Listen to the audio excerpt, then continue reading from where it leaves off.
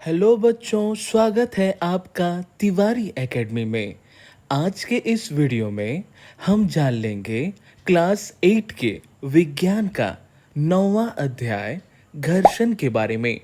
इस अध्याय में हम समझेंगे हमारे दैनिक जीवन में घर्षण का उपयोग कहाँ होता है, घर्षण बल क्या होता है, घर्षण को प्रभावित करने वाले कारक क्या हैं, अंतः बंधन के साथ घर्षण का क्या संबंध है, घर्षण कैसे हानिकारक है, आप कैसे किसी घर्षण को बढ़ा या घटा सकते हैं, तरल घर्षण क्या है। इसके अलावा कई सारे बिंदुओं को हम जानेंगे। तो चलिए आज का यह अध्याय हम शुरू करते हैं। आगे बढ़ने से पहले हम जान लेंगे कि आखिर पिछले अध्याय में हमने किन किन चीजों को सीखा था। किसी वस्तु पर लगने वाला धक्का अभिकर्षण या खिंचाव अपकर्षण को बल कहते हैं। बल लगने के लिए कम से कम दो वस्तुओं में अन्योन्य क्रिया होनी आवश्यक है। एक ही दिशा में लगाए गए बल जुड़ जाते हैं, जैसे 15 न्यूटन जोड़ 10 न्यूटन बराबर 25 न्यूटन। यदि किसी वस्तु पर दो बल विपरीत दिशा में कार्य करते हैं तो लगने वाला कुल नेट बल दोनों बलों के अंतर के बराबर होता है। बल दो प्रकार के होते हैं, संपर्क बल तथा असंपर्क बल। पेशीय बल, घर्षण बल संपर्क बल के उदाहरण हैं। गुरुत्व बल, चुंबकीय बल, स्थिर वैद्युत बल असंपर्क बल के उदाहरण हैं। प्रति एकांक क्षेत्रफल पर लगने वाले बल को दाब कहते हैं। द्रव तथा गैसें बर्तनों की दीवारों पर दाब लगाते हैं। हमारे शरीर के अंदर का दाब वायुमंडलीय दाब के बराबर है और यह बाहर के दाब को संतुलित कर देता है।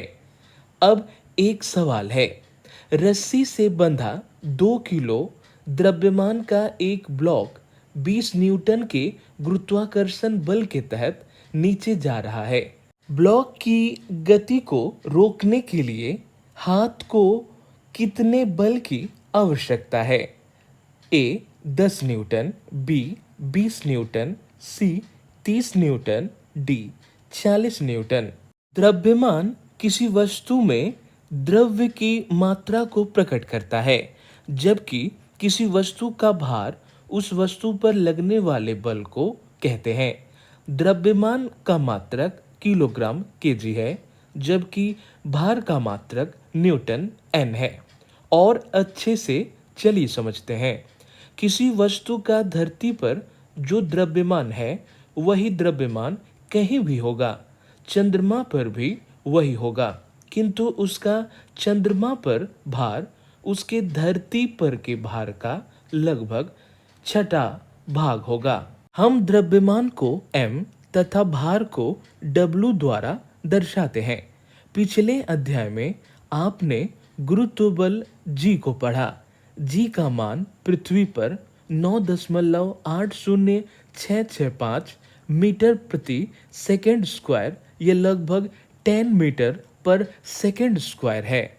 अर्थात उदाहरण के लिए 2 किलोग्राम द्रव्यमान m वाली किसी ईंट का धरती पर भार क्या होगा? तो सूत्र है भार W बराबर द्रव्यमान m गुणे गुरुत्व g।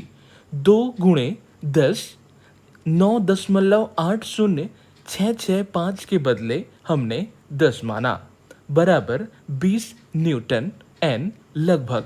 याद रखिए भार W तथा दाब P की SI इकाई न्यूटन है।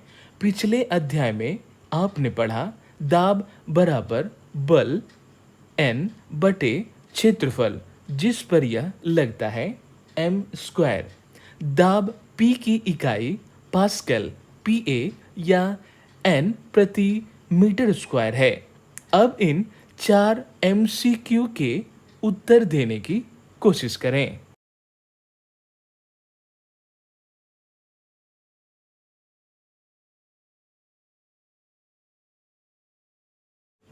आपने ट्रैफिक सिग्नल पर कार अथवा ट्रक चालक को अपने वाहन को मंद करते देखा होगा। जब भी आवश्यकता होता है, आप भी ब्रेक लगाकर अपनी साइकिल को मंद करते हैं। क्या आपने कभी सोचा है कि ब्रेक लगाने पर वाहन मंद क्यों हो जाते हैं? केवल वाहन ही नहीं, कोई भी वस्तु जो किसी अन्य वस्तु के पृष्ठ पर गति कर रही होती है, उस स्थिति में भी मंद हो जाती है जब उस पर कोई बाहरी बल न लगाया हो। अंततः वह रुक जाती है। क्या आपने फर्श पर लुढ़कती गेंद को कुछ समय पश्चात रुकते देखा है? केले के छिलके पर कदम पड़ते ही हम क्यों फिसल जाते हैं? किसी चिकने तथा गीले फर्श पर चलना क्यों कठिन होता है? क्या इन विषयों के बारे में आपने कभी सोचा है? अब हम जान लेंगे घर्षण बल के बारे में। इसके लिए हम एक क्रियाकलाप 9.1 को करेंगे। मेज पर रखी किसी पुस्तक को धीरे से धकेलिए। आप यह देखेंगे कि कुछ दूरी चलकर यह रुक जाती है। इसी क्रियाकलाप को विपरीत दिशा में बल लगाकर दोहराइए। क्या इस बार भी पुस्तक रुक जाती है? क्या आप इसका स्पष्टीकरण सोच सकते हैं? क्या हम यह कह सकते हैं कि पुस्तक की गति का विरोध करने के लिए उस पर कोई बल लगाना चाहिए? इस बल को घर्षण बल कहते हैं। आपने देखा कि यदि आप बाईं दिशा में बल लगाते हैं तो घर्षण दाईं दिशा में कार्य करता है। यदि आप दाईं दिशा में बल लगाते हैं तो घर्षण बाईं दिशा में कार्य करता है।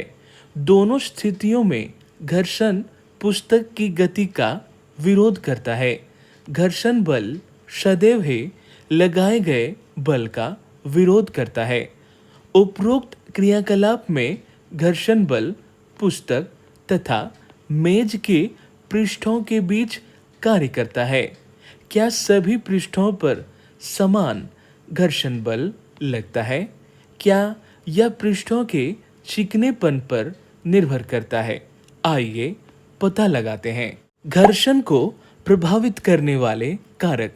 इसके लिए हम एक क्रियाकलाप करेंगे। किसी ईंट के चारों ओर एक डोरी बांधिए। ईंट को कमानीदार तुला द्वारा खींचिए। आपको कुछ बल लगाना पड़ता है। जैसे ही ईंट गति करना आरंभ करे, कमानीदार तुला का पाठ्यांक लीजिए। इससे आपको उस घर्षण बल की माप प्राप्त होगी जो ईंट तथा फर्श के पृष्ठों के बीच लगता है। अब ईंट पर पॉलीथीन का टुकड़ा लपेटिए और क्रियाकलाप को दोहराइए। क्या आप उपरोक्त दोनों स्थितियों में कमानीदार तुला के पाठ्यांकों में कोई अंतर पाते हैं? इस अंतर का क्या कारण हो सकता है?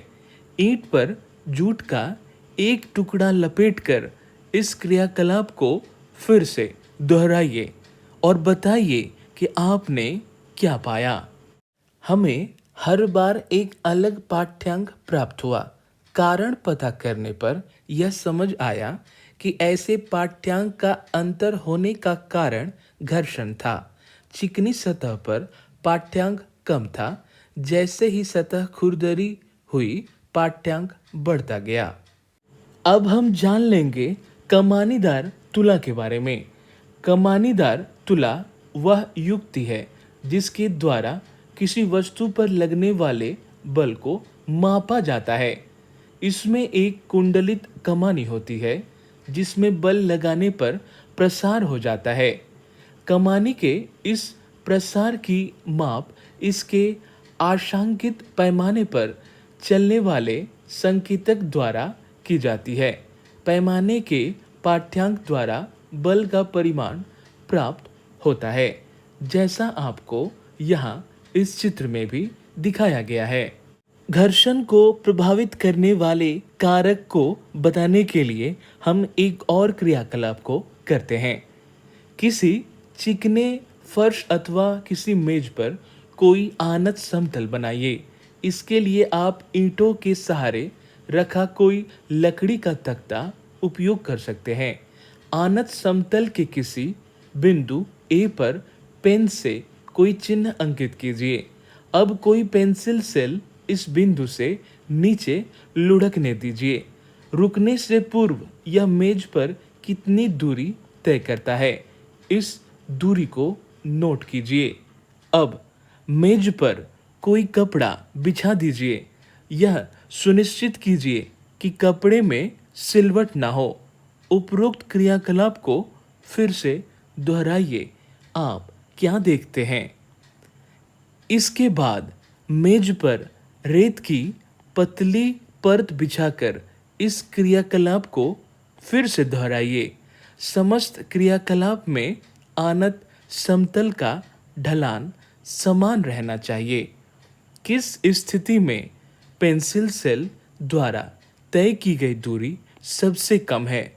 सेल द्वारा हर बार तय की गई दूरियां भिन्न भिन्न क्यों होती हैं? इसका कारण जानने का प्रयास कीजिए। प्रत्येक बार पेंसिल सेल की दूरी भिन्न थी। कारण पता करने पर यह समझ आया कि पेंसिल सेल जब सिर्फ मेज पर चली थी तो मेज की अनियमितताएं कम थी, तो घर्षण भी कम हुई। अतः सेल काफी दूर तक गई। जब सेल कपड़ा पर चली तो अनियमितताएं बढ़ने के कारण घर्षण बढ़ी और वह कम दूरी तय की, और रेत में काफी घर्षण बढ़ जाने के कारण वह सबसे कम दूरी तय की। बच्चों, याद रखिए, अनियमितताएं अंतःबंधन की सृष्टि करती हैं, जिससे वस्तु कम दूरी तय करती है। क्या सेल द्वारा चली दूरी जिस पृष्ठ पर वह चलता है उसकी प्रकृति पर निर्भर करती है? क्या पेंसिल सेल के पृष्ठ का चिकनापन भी चली गई दूरी को प्रभावित करता है? बूझों के मन में एक सवाल है, चलिए जानते हैं। मैं इस क्रियाकलाप को सेल पर रेगमाल का टुकड़ा लपेटकर करूंगा। घर्षण संपर्क में आने वाले दो पृष्ठों की अनियमितताओं के कारण होता है। ऐसे पृष्ठ जो देखने में बहुत चिकने लगते हैं, उनमें भी बहुत सारी सूक्ष्म अनियमितताएं होती हैं। दो पृष्ठों की अनियमितताएं एक दूसरे के भीतर धंस जाती है।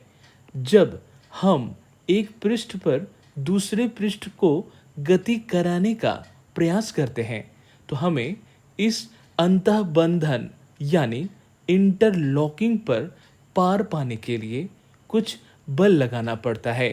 खुरदरे या रुक्ष पृष्ठों पर ये अनियमितताएं अधिक संख्या में होती हैं।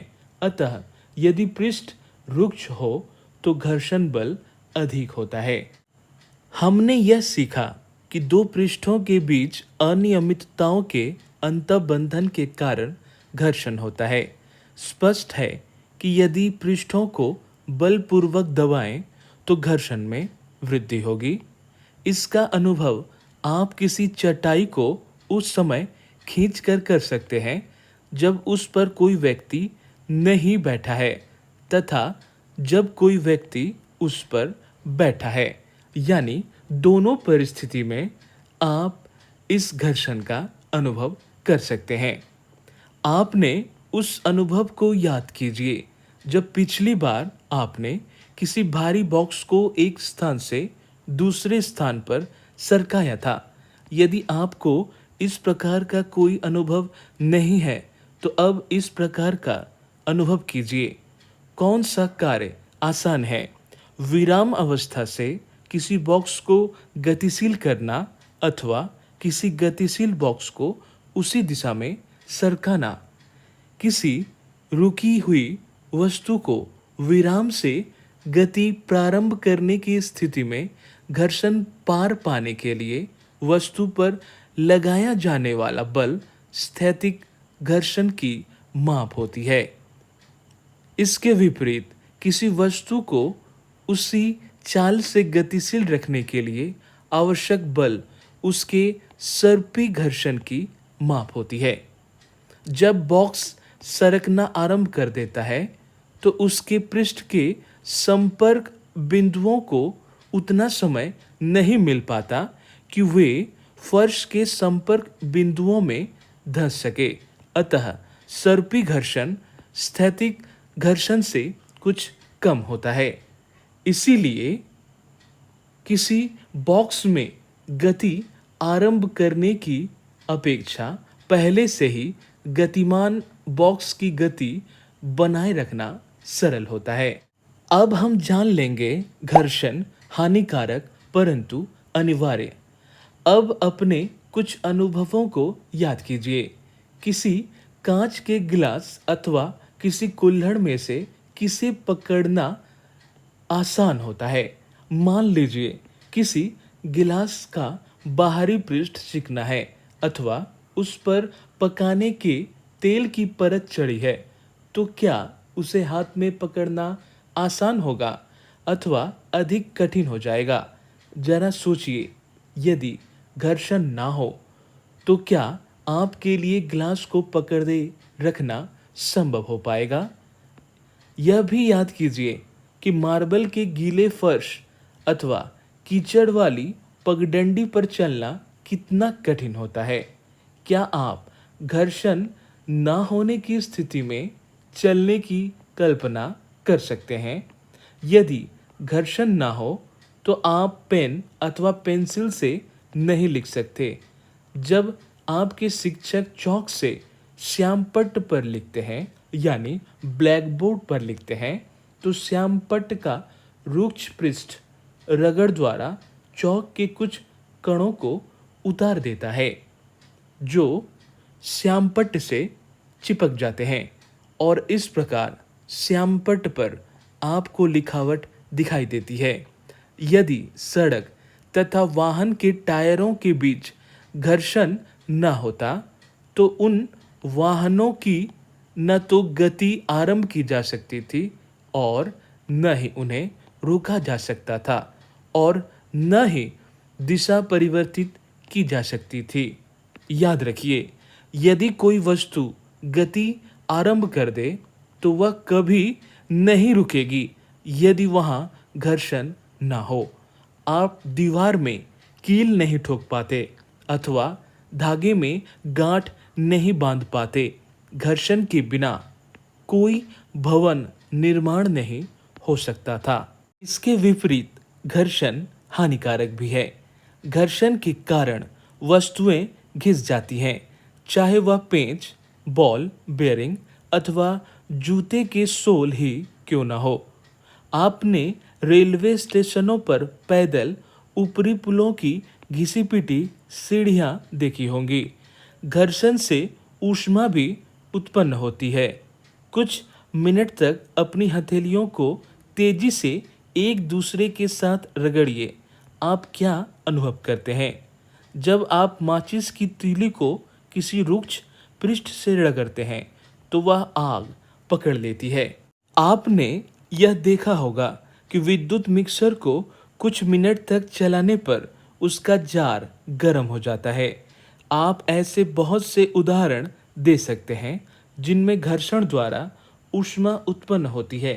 वास्तव में जब हम किसी मशीन का उपयोग करते हैं तो घर्षण से उत्पन्न ऊष्मा के कारण अत्यधिक ऊर्जा नष्ट हो जाती है। निम्नलिखित अनुभाग में हम घर्षण को कम करने के उपायों पर चर्चा करेंगे। अब हम जान लेंगे घर्षण बढ़ाना तथा घटाना के बारे में। पिछले अनुभाग में आपने देखा कि कुछ परिस्थितियों में घर्षण वांछनीय होता है। क्या आपने कभी यह सोचा है कि आपके जूतों की तली खांचेदार क्यों है? खांचे जूतों की फर्श से पकड़ बनाते हैं जिसके कारण आप चलते समय सुरक्षित रहते हैं। इसी प्रकार कारों, ट्रकों तथा बुलडोजरों के टायर भी खांचेदार होते हैं जिससे सड़क से उनकी पकड़ अच्छी बन पाती है। जैसा यहाँ आपको चित्र में भी दिखाया गया है। स्वचालित वाहनों तथा साइकिलों के ब्रेक प्रणालियों में ब्रेक पैड का उपयोग करके हम जानबूझकर घर्षण में वृद्धि करते हैं। जब आप कोई साइकिल चलाते हैं तो उसके ब्रेक पैड पहिए को स्पर्श नहीं करते, परंतु जब आप ब्रेक लीवर को दबाते हैं तो ये पैड घर्षण के कारण रिम की गति को रोक देते हैं और पहिया गति करना बंद कर देता है। आपने यह देखा होगा कि कबड्डी के खिलाड़ी अपने हाथों पर मिट्टी रगड़ते हैं ताकि वे अपने प्रतिद्वंदी को और अच्छी तरह पकड़ सके। व्यायामी यानी जिम्नास्ट अपने हाथों पर कोई रुक्ष पदार्थ लगा लेते हैं ताकि घर्षण में वृद्धि करके अच्छी पकड़ बना सकें। यद्यपि कुछ अन्य स्थितियों में घर्षण अवांछनीय होता है, अतः हम उसे कम करना चाहेंगे। कैरम बोर्ड पर आप महीन पाउडर क्यों छिड़कते हैं? आपने यह नोट किया होगा कि जब हम दरवाजों के कब्जों या चूल्हों में तेल की कुछ बूंदें डालते हैं तो दरवाज़ा सहज ही घूमने लगता है। साइकिल तथा मोटर के मैकेनिक या मिस्त्री इन मशीनों के गतिशील भागों में ग्रीस लगाते हैं। उपरोक्त सभी परिस्थितियों में हम दक्षता में वृद्धि के लिए घर्षण को कम करते हैं। जब तेल, ग्रीस अथवा ग्रेफाइट को किसी मशीन के गतिशील पुर्जों या भागों के बीच लगाते हैं तो वहाँ इनकी एक पतली परत बन जाती है तथा गतिशील पृष्ठ सीधे ही एक दूसरे को रगड़ नहीं पाते। इस प्रकार अनियमितताओं का अंतःबंधन का अंतःपाषण काफी सीमा तक दूर हो जाता है। गति सहज बन जाती है। घर्षण कम करने वाले पदार्थों को स्नेहक कहते हैं। कुछ मशीनों में स्नेहक के रूप में तेल का उपयोग न करने की सलाह दी जाती है। वहाँ पर घर्षण कम करने के लिए गतिशील पुर्जों के बीच वायु की गद्दी का उपयोग किया जाता है, जैसा आप इस चित्र में भी देख पा रहे हैं। सतह 1 और सतह 2 और बीच में चिकनाई को दिया गया है ताकि घर्षण न हो सके। यहाँ बूझो के मन में एक सवाल है जिसका उत्तर पहेली काफी अच्छे तरीके से देती है। चलिए जानते हैं। क्या हम पृष्ठों पर पालिश करके अथवा अत्यधिक मात्रा में स्नेहक पदार्थों का उपयोग करके घर्षण को घटाकर शून्य कर सकते हैं? तो पहेली कहती है, घर्षण कदापि पूर्णतः समाप्त नहीं हो सकता है। कोई पृष्ठ पूर्णतः चिकना नहीं होता, उसमें कुछ अनियमितताएं अवश्य होती हैं। तो बिल्कुल बच्चों, घर्षण कभी भी घटकर शून्य नहीं हो सकता। यह पूरी तरह से चिकना तो हो सकता है, लेकिन उसमें अनियमितताएं जरूर होती हैं। फलतः घर्षण जरूर होता है। अब हम जान लेंगे पहिए घर्षण कम कर देते हैं। आपने अटैचियों तथा अन्य भारी सामानों असबाबों पर रोलर जड़े देखे होंगे। ऐसे सामानों को कोई छोटा बच्चा भी आसानी से खींच सकता है, जैसा आपको यहाँ इस चित्र में दिखाया गया है। ऐसा क्यों होता है, आइए पता लगाते हैं। इसके लिए हम एक क्रियाकलाप करेंगे। बेलनाकार आकृति की कुछ पेंसिलें लीजिए। इन्हें मेज पर एक दूसरे के समांतर रखिए।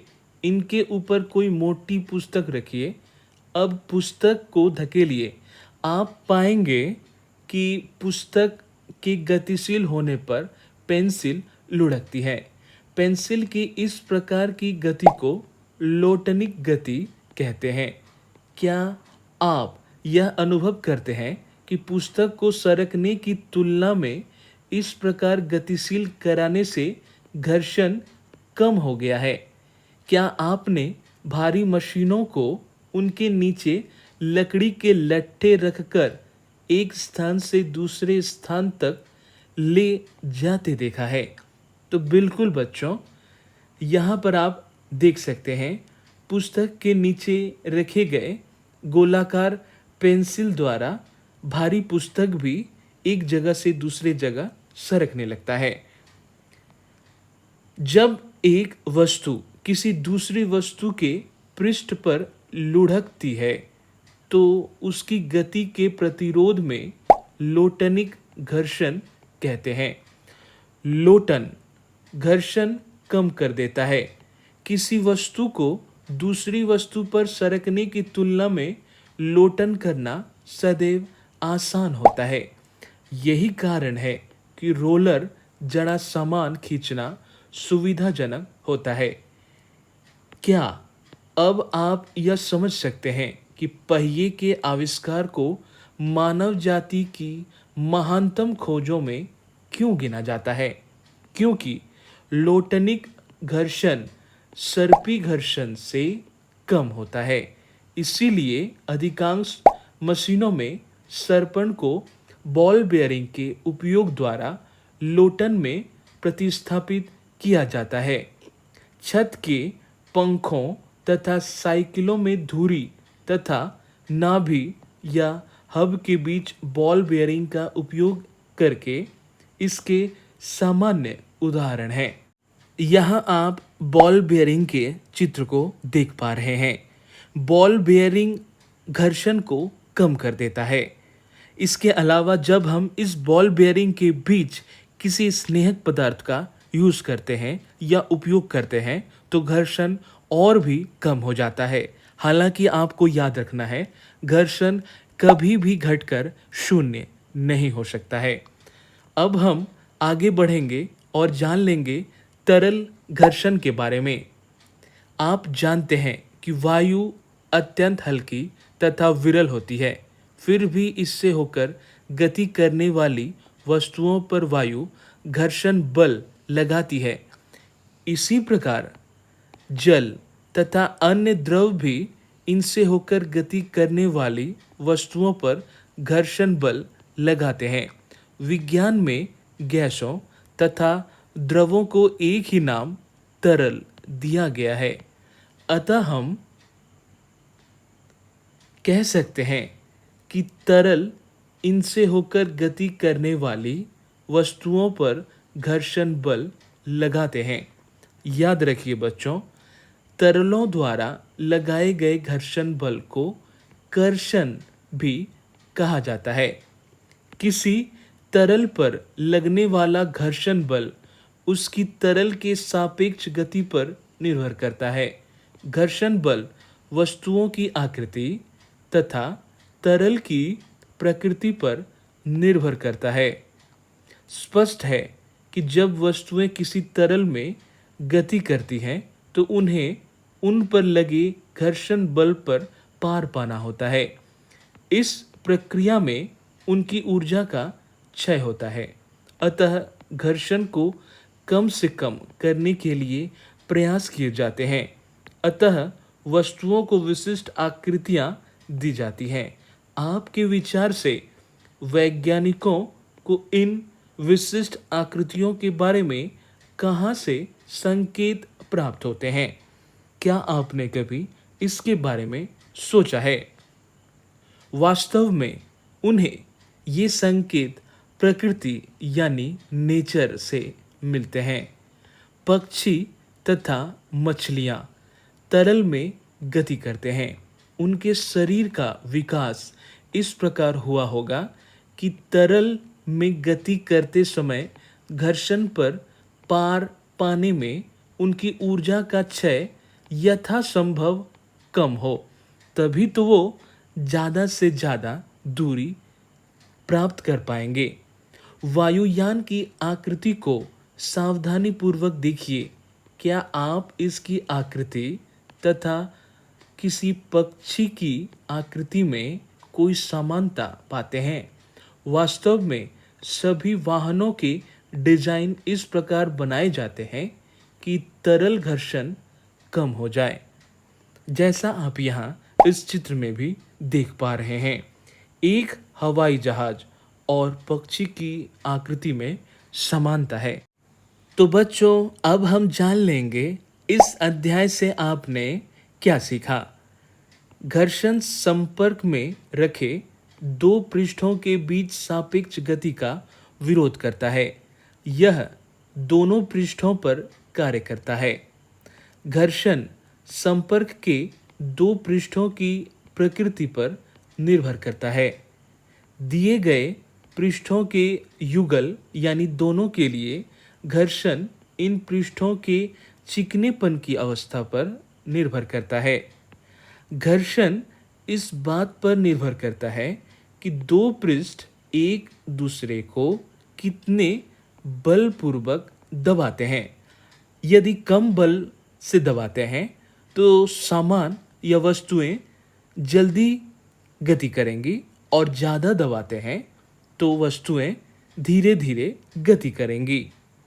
स्थैतिक घर्षण तब कार्य करना आरंभ करता है जब हम किसी वस्तु को उसकी विराम की स्थिति से गति में लाने का प्रयास करते हैं।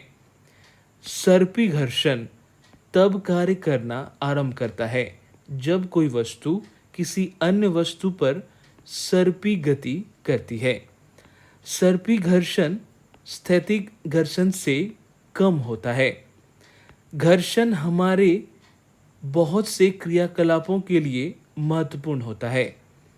किसी पृष्ठ को रुक्ष बनाकर घर्षण बढ़ाया जा सकता है। इसके अलावा जूतों की तली तथा वाहनों के टायर घर्षण बढ़ाने के लिए खांचेदार बनाए जाते हैं। याद रखिए, कभी कभी घर्षण अवांछनीय होता है। स्नेहक लगाकर घर्षण को कम किया जा सकता है। अवांछनीय अर्थात हम घर्षण होना नहीं चाहते हैं। याद रखिए बच्चों, जब कोई वस्तु किसी अन्य वस्तु पर लोटन करती है तो लोटनिक घर्षण करना आरंभ करता है। लोटनिक घर्षण सर्पी घर्षण की अपेक्षा कम होता है। कई मशीनों में बॉल बेयरिंग का उपयोग करके घर्षण को कम किया जाता है। तरल में गति करने वाली वस्तुओं को उचित आकृति प्रदान करके घर्षण बल को कम किया जा सकता है। तो बच्चों, यह था आज का वीडियो। मिलते हैं अगले वीडियो में। तिवारी एकेडमी ऐप पर आप फ्री में अपनी पढ़ाई पूरी कर सकते हैं।